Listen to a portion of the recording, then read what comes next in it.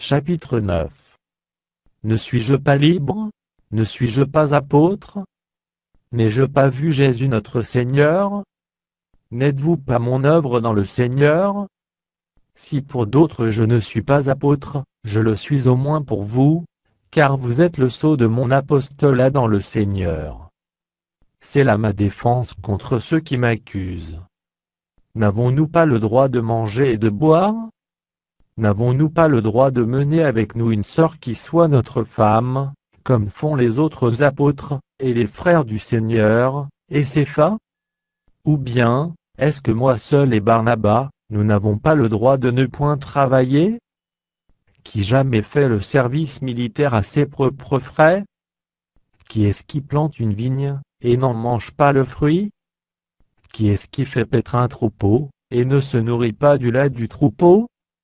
Ces choses que je dis, n'existent-elles que dans les usages des hommes, la loi ne les dit-elle pas aussi? Car il est écrit dans la loi de Moïse, tu n'émuselleras point le bœuf quand il foule le grain. Dieu se met-il en peine des bœufs?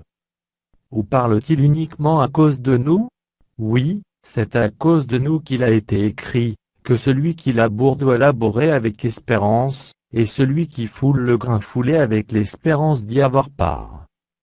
Si nous avons semé parmi vous les biens spirituels, est-ce une grosse affaire si nous moissonnons vos biens temporels? Si d'autres jouissent de ce droit sur vous, n'est-ce pas plutôt à nous d'en jouir? Mais nous n'avons point usé de ce droit, au contraire, nous souffrons tout, afin de ne pas créer d'obstacle à l'évangile de Christ. Ne savez-vous pas que ceux qui remplissent les fonctions sacrées sont nourris par le temple, que ceux qui servent à l'autel ont part à l'autel? De même aussi, le Seigneur a ordonné à ceux qui annoncent l'évangile de vivre de l'évangile. Pour moi, je n'ai usé d'aucun de ces droits, et ce n'est pas afin de les réclamer en ma faveur que j'écris ainsi, car j'aimerais mieux mourir que de me laisser enlever ce sujet de gloire.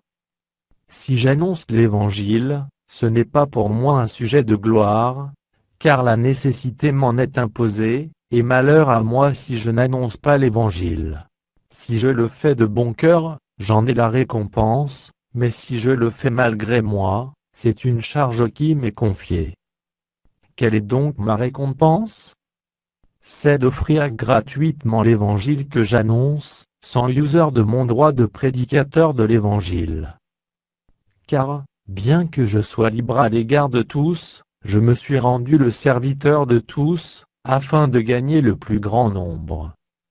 Avec les Juifs, j'ai été comme Juif, afin de gagner les Juifs, avec ceux qui sont sous la loi, comme sous la loi quoique je ne sois pas moi-même sous la loi, afin de gagner ceux qui sont sous la loi.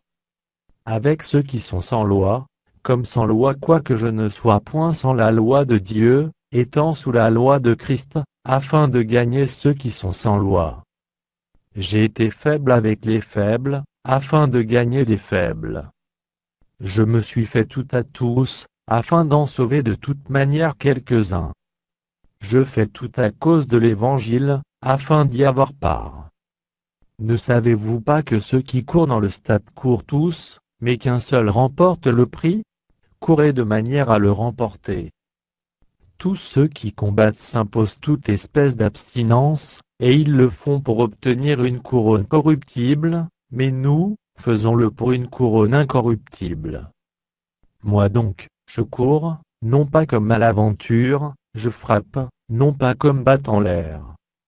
Mais je traite durement mon corps et je le tiens assujetti, de peur d'être moi-même rejeté, après avoir prêché aux autres.